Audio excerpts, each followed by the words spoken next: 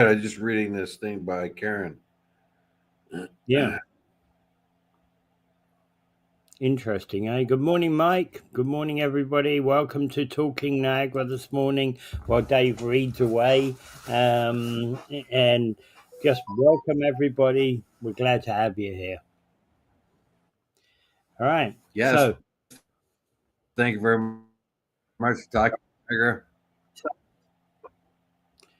okay. So there's a, I just sent you So this. this morning, the stock market.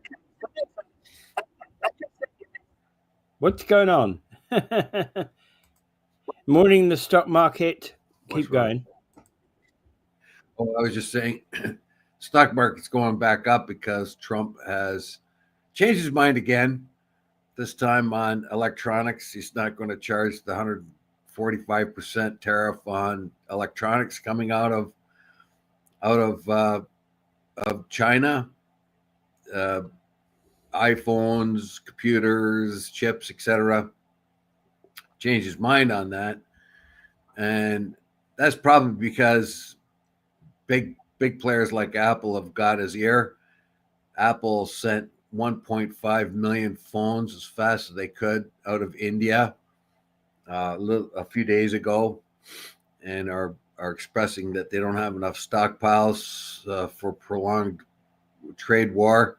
So Yeah. Trump has reduced the tariffs on electronics, but says that they're going to be under review, and that more clarity will come today about targeted of how they're going to target the electronics, um, the the cell phones, the computers, etc., that everybody relies on.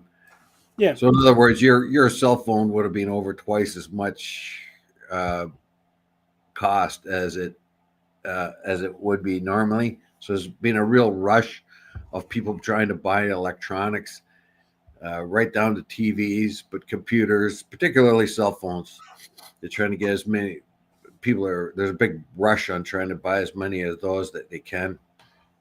Yeah. But that was going to cause the stock markets to go down a bit, but the big players, the big tech players, have got some kind of reprieve on that tariff. All I can think of is every time he changes his mind, people are making massive amounts of money because they know as soon as he puts out a tariff, he's going to put it back off again or parts of it off and so on. It's very, very confusing out there right now. So we'll see what's going to happen to the stock market today. It all depends on what kind of announcements he's going to make today, probably after stock markets have stopped. Um, he can't look to have been given back down a bit, but that's exactly what it is. He's back down on the electronics part of it, but he'll make it more Yeah. clear how they're going to target those in the Well, future. if you want to, I don't disagree with his requirement to take tech industry back from China. But that's not the way you do it by putting 145% tariffs on China, right? Well, Because that hurts all our local people, all the local people. yeah, so they gave it away, and they didn't like the Chinese didn't steal it. Yeah, The absolutely. U.S. gave it away, Yeah, particularly the United States gave it away. They gave away those things. They did the engineering, and then they went to China and places like that to have them built. And it was actually Biden that was bringing back chips, more sophisticated chips from Taiwan. So they got a Taiwanese company basically to build the more sophisticated chips in the U.S. That was the security. A lot of it had to do with the security thing. You need those chips for everything, and if they're all in Taiwan, guess what? And we're very, very vulnerable to that here in the yeah, West. yeah, So that Biden did that well. Of course, Trump would never give him any credit for that, but anyway, Biden started it, yeah. and they're in. Well, it's up to the companies to start moving. Texas Instruments started moving their chip manufacturing back when Well, it they're the became ones that public. put it in Taiwan in the first I place. know, I know. That they didn't want to like the whole idea of these sophisticated chips being built in specialized areas in specialized factories was turned down. It was a Texas Instrument engineer whose ideas were turned down. So he approached the Taiwan, who were looking for something to diversify their income, and made a gamble on building and developing these sophisticated chips. And now the United States and the rest of the West saying, "Well, duh, we were so dumb about that." But anyway, when the supply chains were disrupted because of COVID, it made it very, very clear how vulnerable everybody was Yeah, yeah, to uh, certain places in the market. So, yeah, you could make that argument, but what he's done is he's launched a trade war against the whole world. All his allies would have been on board with that, uh, and now they're not. Now he's fighting them too. He's just bitten off more than he can chew. I think. But we'll yeah, see. We'll see what happens. It's going to be an up and down thing going on in the market. I think a lot of people are going to make profits. Uh, those people are close to Trump because they know that when he's going to make his announcements, and they'll know when to invest and not to vest and to sell, so on. yeah. Oh, yeah. Okay. Another thing we were talking about last week was Jim Diodati relating to graffiti. Well, just so you're aware, I sent you a link just this morning about graffiti art by a person called Yan is the Man, right? And What's his name? Yan is the Man. Yan is the man. Okay. Yeah. Or Jan is de Man, as it's Dutch, as he's a Dutch person, right? Okay. And he produces these fantastic artwork, and I've just put them up on for show here. So he does graffiti on the sides of buildings and massive graffiti, and they look like libraries. They look like libraries, and projects he's done across primarily Europe. A giraffe grazing in the savannah, speakers on the side of a building, books, a toy cupboard, right? A shark in a tank. Wow. Lots of books, Look it up. containers falling off a cargo ship. Fantastic, imaginative stuff. Yes, and it's quite nice. That's yeah, you can't complain about that. Yeah, and if we had some of those, hey, um, yeah, there you go. Those speakers are a work of art. Yeah, exactly. My favorite on there is the giraffe, Yeah. the ones I've seen, right? But yeah, exactly. Work of art, fantastic. You know, So and those are pleasing to the eye, basically. yeah, they are. And I don't know the neighborhood where the speakers have been painted. Well, the rest of the buildings are pretty crap, but they all Yeah. need a bit of artwork up there. Yeah, They that's sweet. That Not a neighborhood I think I'd want to go to.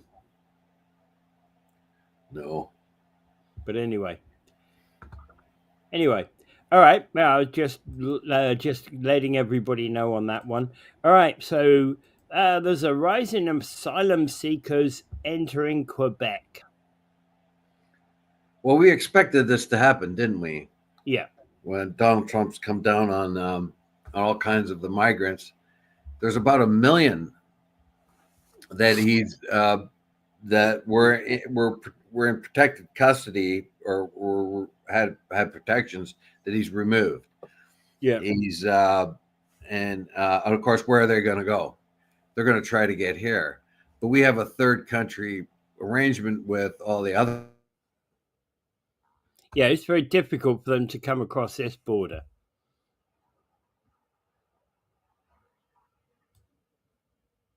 Oh, you're at it again. Here I'm back again. Yeah. You're at it again. Okay. Yeah, it's very difficult for them to come across our border. because of this third party,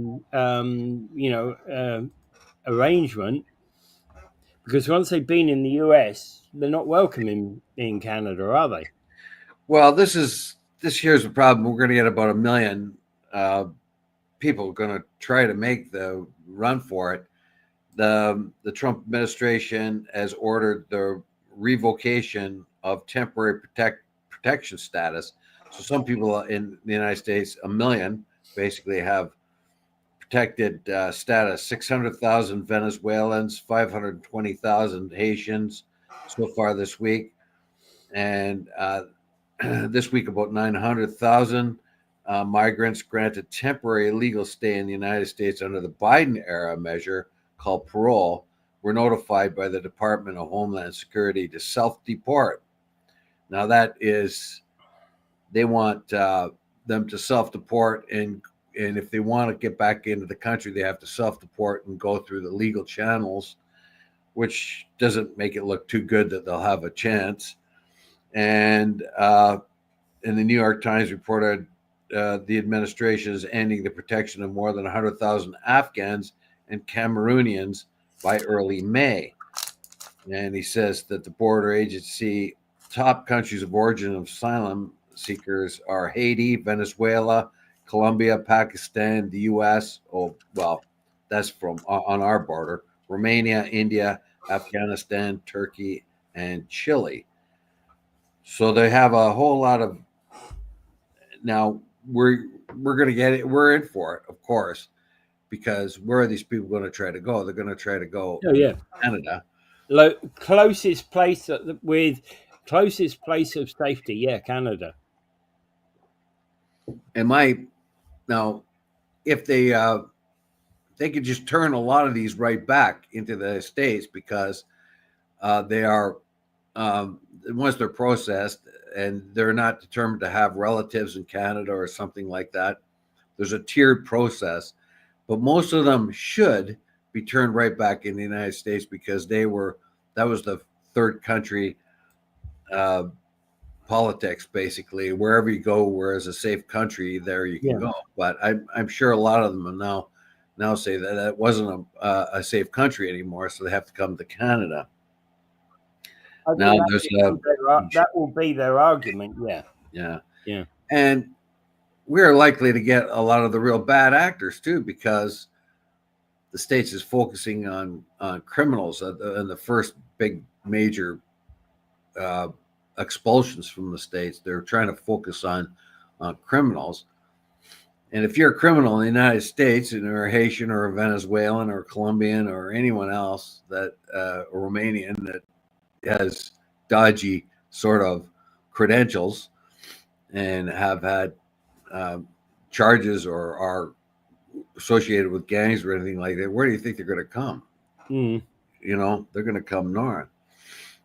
Well, U.S. Homeland Security said last month it was revoking temporary status of up to around about 500,000 Cubans, Nicaraguans, Haitians, and Venezuelans. Yeah, they're just going and they're telling them to self-deport, and those are the ones that don't necessarily have a criminal background. Yeah, So there's going to be some stirring, and the Canadian government says it's prepared for this, but I don't really think so because they're already they have drones and all other kinds of things. And as far as the Canadian side of the border, we're also looking for guns and drugs coming over the border, not just the migrants. But sophisticated people, smugglers, will give them a narrative to use so that they're not immediately rejected on the border. They'll make yeah. some kind of narrative. Oh, I got relatives, this or that, and it will take some time to find that all out.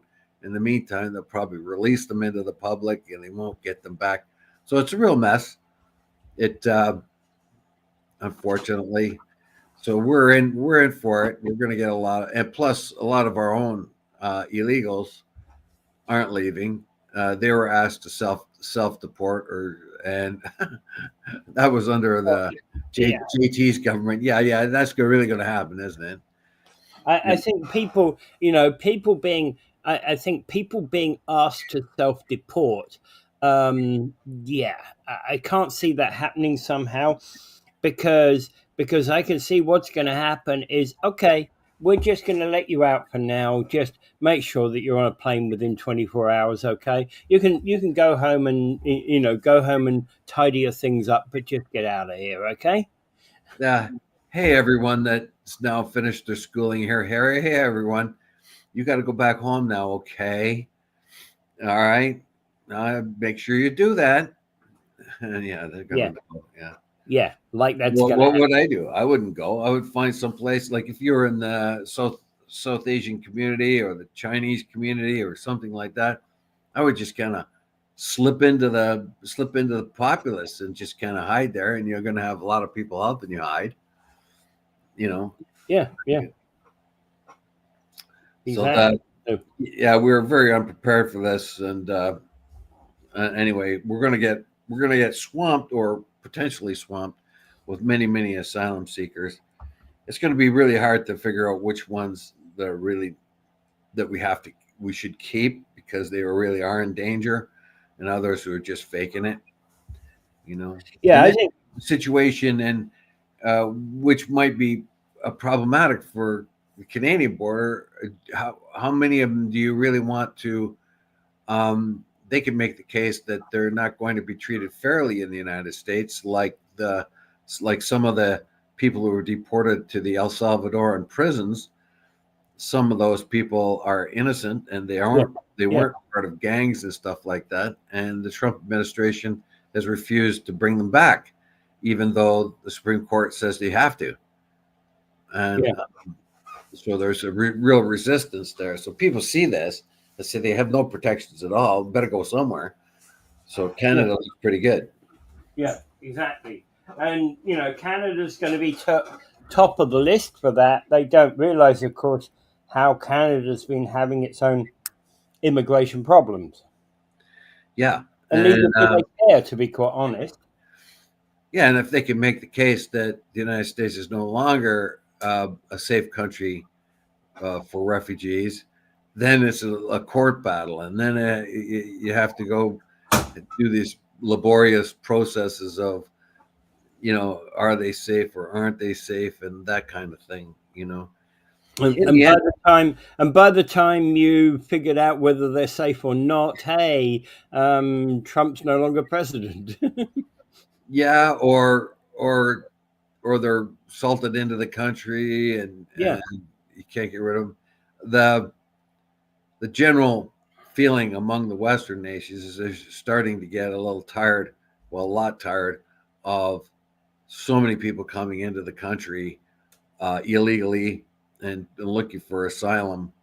It's just not sustainable, and that won't end. You have all kinds of crises going on in the world, so you have legitimate places where refugees come from, like the warring factions in Sudan, Syria, Lebanon, Iraq, um, all kinds of people Yeah. who are genuinely under are fearful and they need a safe place. But among them, It's interesting that the vast majority of these are coming into Quebec. well, that was the easiest port of entrance. And of course, they're coming up from New York, probably a lot of them from the safe city of New York. Yeah. So that would be the easiest. And remember, the New York City sent them to the Quebec border years ago, or a couple of years ago, and they gave them one-way tickets to Prospect, New York, where they could just jump on a cab or even walk to the Roxham Road crossing. Good morning, Nancy, and good morning, Betty. With our country already upside down, wonder what would happen they let the people in. Well, the whole idea is they're supposed to. Hi, Betty. So the whole idea is they're supposed to have been bracing for this going Yeah. forward. Here we go, Mike. Yep. Build a wall and get the Americans to pay. Yeah, we're going to build a wall and they're going to pay. Yes. So So basically, we are more prepared for this than before, and we could actually kind of thank Donald Trump for that in an odd way. It's one of the silver linings in otherwise kind of a dismal aspect that's been going on lately. He's really the liberals were really just not willing to go the distance on this, but now they are. So we now have $1.3 billion of better border security, where we can stop the flow of migrants coming into the country, as well as stop those people trying to get into the United States. So we can do both, and and also focus on our minor but growing fentanyl problem. As Rand Paul had said, there's more fentanyl coming from the states into Canada than the other way around. So the Yeah. idea that that we should have tariffs on us because we didn't protect our border well enough. Well, that's not really much of an argument, but in the meantime, it has helped us focus on our own border, which was long overdue, long overdue. And it was just the reluctance of the Liberal government to do anything about it. Now they had to do something about it. So we may get a better border thing, and maybe with all the new regulations and Mexico, U.S. and Canada turning more and more attention to illegals and drugs and stuff like that, it may have an effect. It really may have an effect. The big problem, of course, with drugs is the incredible appetite there are for these drugs, and the fact that it's going to be pretty tough to um, it's going to be very tough to stop this flow of fentanyl, because the precursor ingredients to fentanyl are used in many different things, and so that's going to be a very difficult thing, because those same ingredients that come in that make fentanyl make a whole lot of other stuff, and you only need a small amount of those ingredients to make this deadly drug, fentanyl. So that we'll see what's happening going forward on that. But in the meantime, we we're going to get obviously we're going to get a lot of people coming to our border, because ICE is throwing so many of them out and removing any protections that so many people have had when they came into the country. The removal of those protections may staunch the flow of people coming into the United States or Canada. We'll see. But in the meantime, our borders will probably there'll probably be a significant number of people coming to our border. Okay. Okay. Yeah. Okay. Your friend. Okay. Hang on a minute. We've got some more comments. Good morning. Good morning, Karen. Absolutely. Good morning. Thank you for that article, by the way. I think we'll probably talk about it more tomorrow. Yeah. Karen sent us an article that we should look at. Yeah. Okay. So, who do we believe are the ordinary people, or the ones doing it? Well, the control something is invisible, hard to do. The gun control. Well, that's a big issue for the Canadian border people. We find a Yeah. huge amount of illegal guns coming in from the United States. And that's a big issue for us, because our gang violence has gone up, and gunplay and illegal gunplay in Canada has gone up. So that's a big issue with us, and we have made that very, like, She they've meant said drug to us, you got control. to stop. Yeah, so the U.S. has said to us, you got to stop the migrants coming across the border and the fentanyl coming across the border. And Canada says, well, you could do us a favor by stopping the fentanyl coming into our country and all those illegal guns. You can help us too. And apparently the officials on both sides of the border are working together, as they have already. I think officials on both sides of the border, let's be honest about it, it'd be dumb not to work together in many of these types of things. Well, they already have done. Yeah, It's just that, exactly. And probably have been doing for 50 odd years or more. yeah, they do. Yeah. So it says here under the Safe Third Country Agreement, those who seek asylum at a port of entry are sent back to the U.S.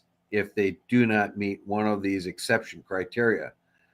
And those exception criteria is if you have family, some sort of eligibility in Canada. So we might see people that came into Canada, snuck into the United States, running back in now. Yeah. Okay. So the Gale family has sold the gas bar empire in the Niagara region. After Um, 57 years. yes, After 57 years, Gale has sold its gas oh, bar to a numbered company, but there is a name associated with it. It's a South Asian name, I believe. that's what I saw. But I saw the name, and then I looked at another piece, and I can't find the name in it again. Isn't that Guy's just the name, way it goes? the person's name is Jagdeep Binder. Okay. Yeah. Jagdeep Binder, Yeah. and he's bought it now. So now, I bought all my gas at Gals. I don't have to now. Um, I can buy gas at any gas station now. I felt uh, I wanted to buy gas at Gals gas station for the last, and I have done for probably over 30 years because the Gale family has given generously to the community many, many times. And I've heard many, many stories that never get air about how generous Bob Gale has been and how generous his family has been. So I bought my gas nearly exclusively from Gale's gas bar. I would say I bought 99% of it, or maybe more, when I was in town. But now I don't feel obliged to do that anymore. Well, I think your friendship with Bob Gale Jr. also probably was part of that, right? Oh, well, because we'd gone to school together. I didn't Yeah. think we would be. I wouldn't say we were friends. I'm not saying you're friends now. I'm just saying because you went to school together. Yeah, There's a special thing about that relationship, right? yeah, and so when you read about people, and you hear, especially if when they get into politics, and you hear dumb stuff about them that doesn't doesn't match what you know of that person. Um, so that was part of it, but mostly it was the Gale family was very, very generous in the community. And the Gale Center, for one thing, put up $1 million for that. Put up $250,000 for hockey equipment for kids that can't afford it. And there's a host of other things that he's done. I remember people saying that they were running some kind of charity, and they approached Bob to say, if we need $3,000, can you give me some of that? He'd just take out his checkbook and write the whole thing. Here you go. Um, I I was talking to one of his service attendants one time, and I said, "Oh, how's Bob to work with?" And he says, "Well, I tell you, I got really sick for a month and couldn't come to work. I was very sick and I had to stay at home for a month, a whole month. And every week, Bob Gale would come to my house and give me my paycheck as if I had been working." Yeah. Well, yeah, and that's the sort of exactly that is the sort of thoughtfulness that this ownership of this kind is brings along with it, right?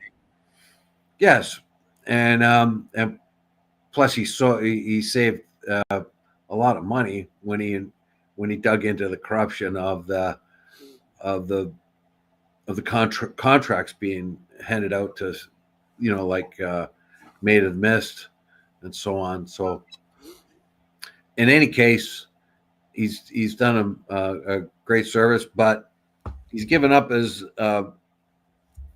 gas stations now. Well, actually, it was his daughter that was running them, or maybe even his granddaughter was running them, and they just kind of felt, well, now is the time to get away from that. And and as far as I'm concerned now, I'll just pull in and get gas wherever's the cheapest now, or wherever whenever I need it. I'll just, okay, there's a gas station, I'll go into it. So, Yeah. so that like I said, because of the altruism and the philanthropy of the family, I always bought my gas at Gale's because of that, because he was a community supporter. Yeah. Absolutely. All right. Anything else to say on that one? Not All right. really. Uh, We've got two comments. If we did, we could. You'll miss them pumping your gas. yes, but one of the there's 80 plus employees, and part of the deal was that they don't lose their job. Yeah. We'll see how No, long that and lasts. again, that's an important part of selling any business is to make sure that the employees there's actually they're taken care of. Yeah, I suspect that they will be replaced one by one, but we'll see. We'll see about that. Mm. And in the short term, that's the important thing. All right. Stamford Centre's Volunteer Firemen's Association event is expected to distribute about $3,000 worth of chocolate eggs to kids. This is an annual thing. It's been going on for years and absolutely essential part of our community, I guess. So, but this year has taken a little bit more effort because of the rising cost of these events, and that Stanford Center Volunteer Firemen's Association couldn't do it on their own. They're expected to distribute about $3,000 worth of chocolate eggs to kids. Now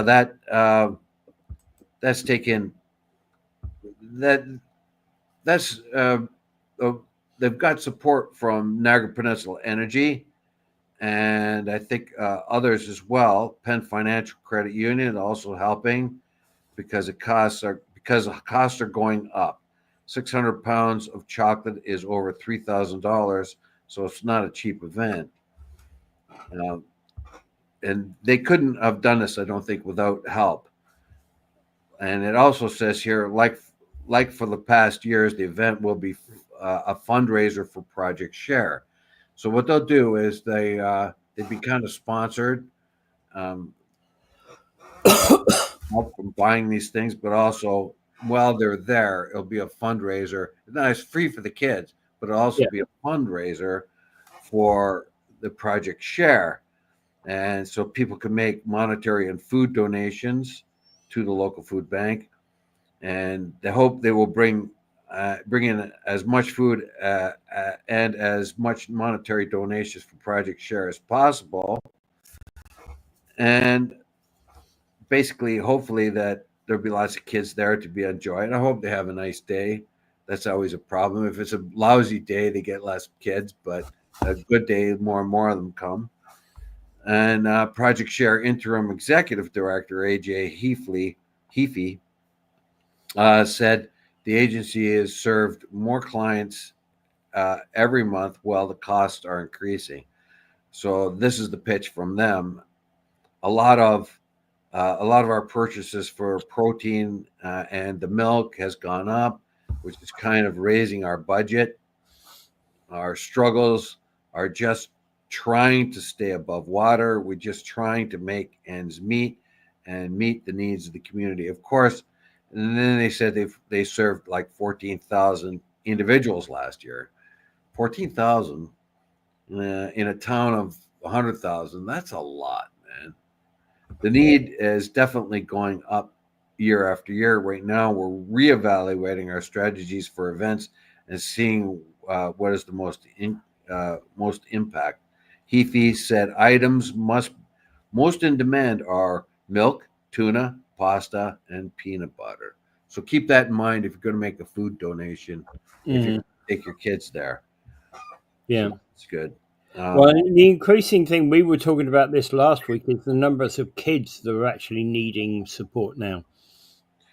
yeah, and anyone who was put off uh, by 2023 crowd control and children's safety, Um, in response to last year's events, changed its layout. It made for a less stressful egg hunt in 2024.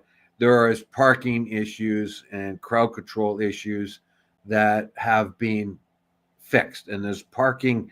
The city is uh, helping with the parking issues that are there because people were parked all over the place. There wasn't enough parking, and that for the so that's sort of changed. So that's become better.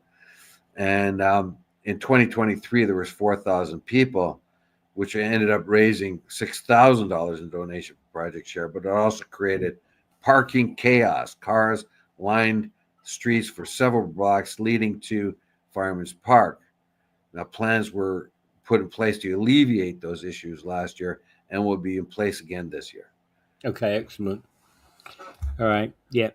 And the thing about parking, when parking becomes a nuisance for the local population, you've got to protect the local population. Now, there's things you can buy there. It's free, but there's things you can buy Of there. course. Yeah. So there'll be like pony rides and inflatables, which the kids can play in, and that's one way of garnering some money. Uh, Yep. Easter is around the corner, Betty. You're absolutely right. It is Easter Friday. It is Easter this Friday. So it has crept up on us and about to slap us in upside the head. There we go.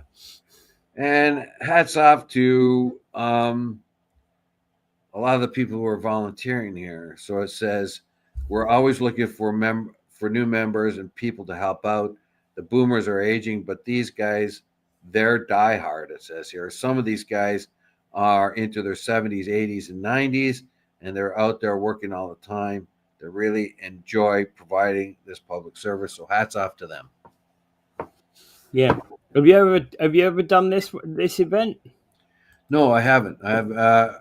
I think I may have taken my kids to it, or I maybe have been working overtime or something, and my ex took my kids there.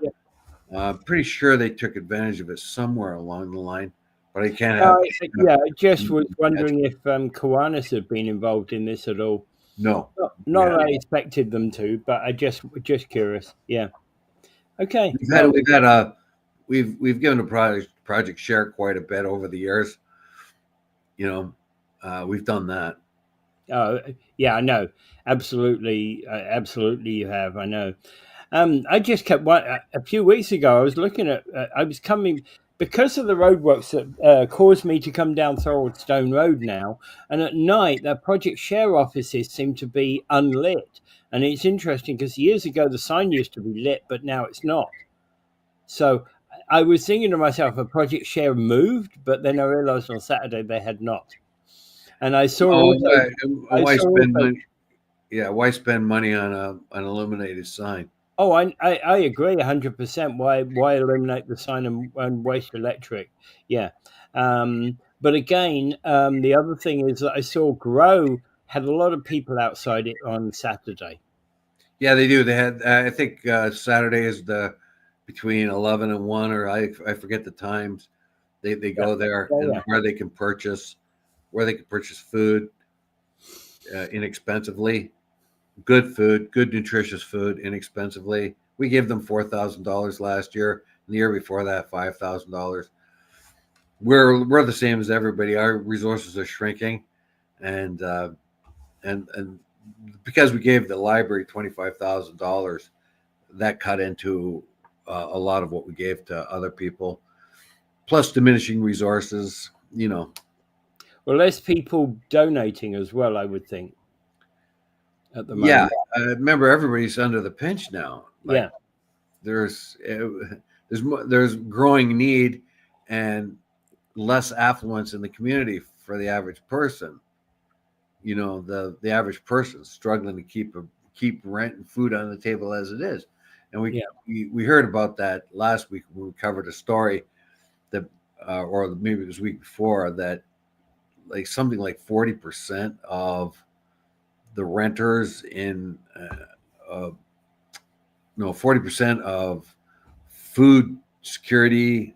I really can't mention the numbers because I can't remember them correctly right now. So, but we found out that food security was a really, really big problem Yeah. for many, many people, where they have to choose whether they're going to have a roof over their head or nutritious food on the table, and that was staggering. At least those people had some place to live, but still, a place like Grow is a good place for people like that who are on the edge, where they can go and they can buy nutritious food for quite a bit less than you and I can, Yeah. and Yeah. that leg It, up it's basically. I think it was just the combination of when I was heading out on Saturday and the fact that there was a lot of people there. You know, the when and where I was heading on Saturday was probably what enabled me to see it. That the time, because I usually when I go past there, it's probably later in the afternoon, if anything. Yeah. So that's a very good service Yeah. to put out there. But I thought it was worth a mention here on the show because because they do good work there. Yes, they do. And the whole idea, and actually, they got their food truck. Um, they've either got enough money to purchase it, or they've already got it, where they can go to where it's called uh, food deserts. So they can go to communities that don't have a grocery store where people could buy reasonably priced food, where they can go to poor communities that where grocery stores are not likely going to be, and then they can open up their truck and allow people to buy the food on the truck. Now they are vetted, by the way. I'll point that out. They're given a card. They have to prove their income level is low. If their income level is low, then they are entitled to buy this food at a much reduced price, Yeah. which in their mind, it is getting proper nutrition out there to everyone, particularly children, I think, and families, is essential, because without proper nutrition, you're not as healthy. You're not going to be able to learn as well when the children go to school, and you're going to be more vulnerable to unhealthy situations. You're not going to be the best you can be if you do not have nutritious food. You can have what people were living on was things like Kraft Dinner and macaroni, and it's cheap to go buy a hamburger at McDonald's or something, but it's not really going to be that helpful to you. You Yeah. know, junk food is cheap, and but really good nutritious food is can be a little on the dear side. So that's their whole that was the philosophy and behind this, was to make sure that nutritious food is provided to people of humble means. Yeah. Yeah. Absolutely. All right. So politically, Gen Z are heading in opposite directions. Women are turning left while men go right. I'm not so sure this is actually a generational thing. I think there's long term. Maybe they're going in different directions than prior generations did, but I don't know. There's always been a kind of long term gender differential about politics. Well, I they think found I think when I was young, young men used to be more radical and more left than women. Women tended to be more conservative. well, what we found out lately, that young men are turning towards conservatives. They're conservative more and more. We found that they in the recent election in the United States, what was rather shocking to the Democrats was how many young men were turning away from them and going towards the Republicans. They We Yeah, found out that the young men were kind of turning their back on the Democrats, particularly in areas where they were expected young men to be on their side, like black and Hispanic young men are turning away from the Dems, and that's because they feel that the progressive type of politics that were the Democrats or the liberals in our case were embracing we're leaving them out in the cold. Those progressive politics apparently are more appealing to women than are men, but men are the ones that are losing their Well, it's certainly losing it's true. confidence in society. It's certainly true that when they do the demographic split in the American elections, they have generally found that by those that admit the direction in which they're voting was that there were more men. Men universally voted Republican and women universally voted Democrat. It depended on what, like, if you're a young professional man, you're more likely to vote Democrat. But if you're a guy in the tools, a millwright like me, say, you're more likely to look towards the Republicans down there. Up here, it's a little bit different because the men are turning their back on the progressive stuff like trans women uh, playing sports and the the sort of more uh, Well, so are women. So are women angered by that.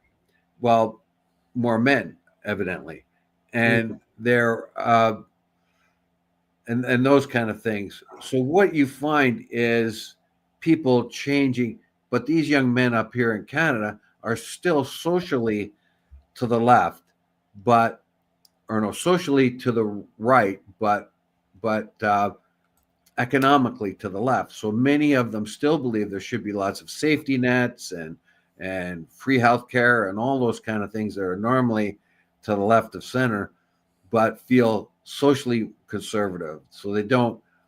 Um, they're getting a little tired of all the Well, civil rights stuff, the LGBTQ stuff, the trans stuff, and all those things that are seem to be embraced more. Well, the one example in this particular article was actually the CBC was doing about this gentleman in downtown Vancouver, and a couple of years ago, there's this guy who was high on fentanyl and punched him in the face, and when he talked to Now the police, you're talking about that sort of podcaster guy, right? well, and basically His name is what's his name? It says here yeah, he's Adam Beatty, right? Adam Beatty, but he goes by a different name um, Yeah, when he podcasts. yeah. Well, basically, he reported the thing to the police, and the police said, "Yeah, if we arrest him, we'll probably get let out in a couple of hours. So, forget him." Yeah, so this guy Adam Beatty um, got punched by a guy that was high on fentanyl, and he he then reported to the police. The police says, well, no point in arresting him because he'll be out in a couple hours doing the same thing because that was the state of the law at the time. The catch and release thing that the Yeah. conservatives have pointed out, and the real problem that the liberals had of trying to be fair to these people by letting them back out, but then they just go back out on the street and do more crime. Yeah, and I get it that actually that sort of thing makes you maybe follow a different path than you had already previously following. I don't know that I think that's a big problem we have in our society is that we um, you know was at one point at least these people would be locked up overnight. And Well, when they sobered up, they were told what the hell they'd done and why they were there. yeah, but when you have people attack you and there's going to be nothing done about it, no wonder that fuels Yeah, backlash. And this fuels fella, resentment. Yeah, Adam Beatty, absolutely. this fellow Adam Beatty goes by the name of Robin Skies. Um, that used to be his professional name, I guess, or his band name when he was a musician. So he's used that name now to be a conservative influencer, and he has a big beef with the uh, sort of the baby boomers. He said the baby boomers were bought homes and places were safe to live when they were inexpensive and cheap, and now the rest of us have to put up with all this all this crime and people like that because we can't find places good, uh, inexpensive to live, um, except in places that are kind of not good, and and nobody's picking these people up, nobody's putting them in jail, so we feel constantly um, It's constantly unsafe. it's a big problem we have in our society. And it's not just here in Canada; it's everywhere that we're getting this situation whereby, people are feeling unsafe. Says here the demographic most likely today to say that they're going to vote conservatives in our polling are men under the age of 30, Yeah, said David Coletto, founder of the CEO of the polling of the Abacus data in Ottawa. That is a complete change to the last few decades of Canadian politics. Young people en masse were more likely to turn towards the Liberals. The Liberals and the NDP, but they've lost faith in those two groups because the same reason why I think the Democrats lost so much edge in the United States because they were kind of elitists. They were telling everybody, and like I've said that before, but hundreds of times on this show, that the Liberals and NDPs have become more elitist. We know what's best for you. We know what's best for you. You don't know what's best for you. Somebody says, "Look, if you close down that oil rig, I'm going to lose my job." Well, that's just too bad. You'll get a job in the green economy. What job is that? We don't know. But meantime, too bad about your luck. Too bad about your daughter trying to compete with a trans person. Well, that's just too bad. We know what's good for you. You shouldn't complain. Are you such a bigot? That kind of thing. Um, and a whole lot of agency put on things that aren't fundamental. Like you've got lots of Black Lives Matters, Me Too movements, and all that. And then the average person is thinking, "Well, I really don't care a whole lot about that right now. I need a job and I need a place to live, and you're not showing me any kind of future." yeah. So they are socially conservative, but economically liberal in the fact that they still like the social programs and feel that society should take care of those people on the edge. So it's a different kind of conservative, basically. Well, okay. So one of the things it's saying in here is, in every federal election since 2015, voters aged 18 to 30 have overwhelmingly tended back either the Liberals or the NDP, according to self-reported data on Canadian collection studies. Whereas, with a representative sample of Canadians run by social scientists before and after the federal election. So, since 2021, however, polling has suggested that young men are increasingly likely to support Conservative. Yeah, that's a big change when young people trended always towards the left. There, that was more appealing to them. But the left has gone so far left that they it's pushed them beyond the ability to reconcile that with their own environment.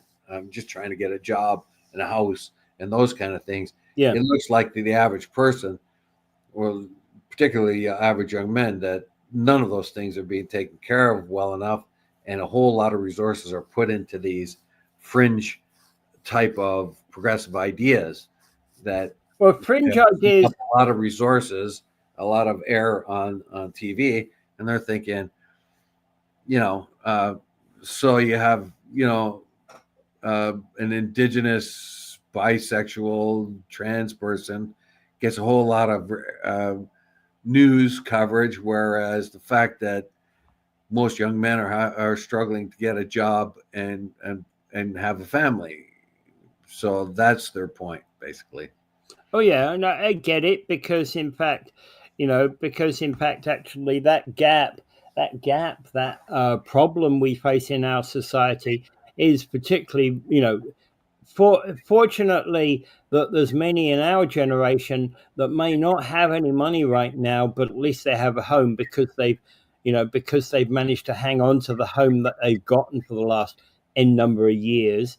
So they managed to buy a house when it was appropriate, or they managed to rent a house at the right time, and they're still managing to get rents that are more, halfway decent. And so our generation has got that kind of longer term, being able to do that kind of behind them, whereas the young generation are still wanting. They've not got. There's nothing out there for them, so to speak. Especially you're coming out of school or out of university at 18, 21, 22, and like, what can I do? No job. But this is telling. This is telling here. It says, but there are signs that young people aren't conservative, with little italics around them, in the same way that, say, Brian Mulroney or even Stephen Harper were. Yeah. In a survey of 1,500 people conducted in December, Abacus suggested that 34% of young men could be categorized as economically progressive but culturally conservative. So that's the difference, I think, between the new kind of conservative that these young men Well, are appearing to be. yeah, I don't believe that. I don't believe that we're in an age where traditional left versus right syndrome actually is the current mode of politics anymore. Well, it is in the States. You find camps. Camps of Dems that are left and camps that are of the MAGA movement to the right, and never the twain shall meet. In this particular case, it shows that that's different here. So, I'm talking according more to the about Abacus, Canada. Yeah. according to the Abacus data, these young men who support raising taxes on high income earners and want to see government provide a range of social services. At the same time, they also support cracking down on illegal immigration and are concerned about free speech online and oppose trans athletes playing on, gendered sports teams that match their gender identity. So that is the problem they have Yeah. with how the Liberals and the NDP are moving. I might add here too that the NDP may only get, right now, are only projected to get 2 seats in the whole federal election if they don't change things around much quickly. 2 seats. Yeah. But the young women, on the other hand, are economically progressive, and so the young women, on the other hand, were listed economically progressive but culturally conservative, and I'm okay. Those were a lot less of them. So the young women are still more progressive and looking more are but then again, women have a better are faring better than the young men these days. There are more young women in university than men. There are more women doing well in the Yeah, we profession. talked about that impact last year, didn't we? Tail end of last year. Yeah, yes, and those things continue to remain, and so you're going to get a lot of angry young men out there, and if you don't somehow tap that demographic, that's going to be problematic for the Liberals, and as I said, like the NDP, who are the farthest left of our 3 parties, will be destroyed in the next election because of the changing attitudes out there. Yeah. Well, I've seen the polls that I've seen. They're getting slightly more than the 2, but I wouldn't. I'm not going to diss your poll. No, that's just the trend. They'll likely not do that bad, but right now, that's the worst case scenario for the NDP Yeah. at the time. Yeah. That the worst case scenario for them will have only get 2 seats in Parliament. Which And the doesn't give them conservatives are coming back in a big way right now too. If we had the election tomorrow, the Liberals will still get a majority, but that is changing every day now. The Conservatives are getting a boost now. Well, we've So got 2 weeks to go. 2 weeks to go, right? 2 weeks. yeah, and I expect that the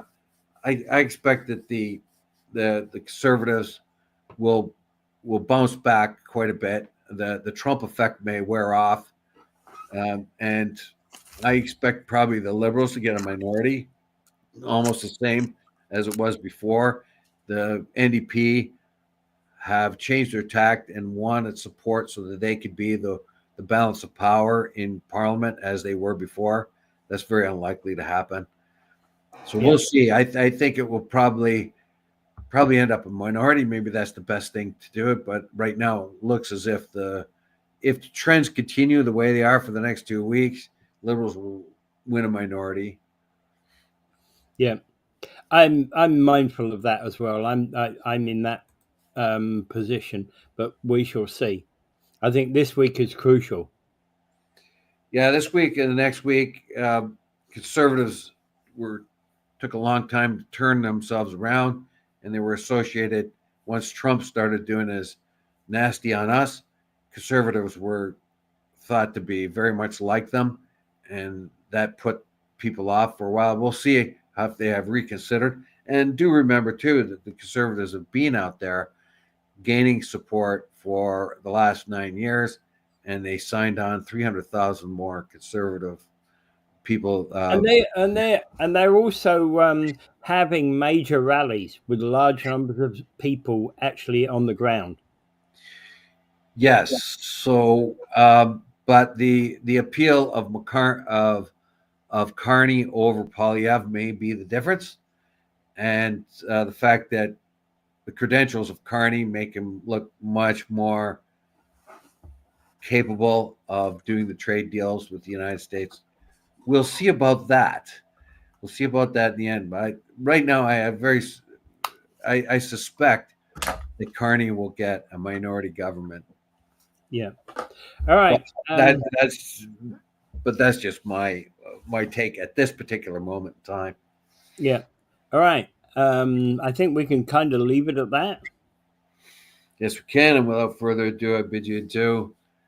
Don't forget.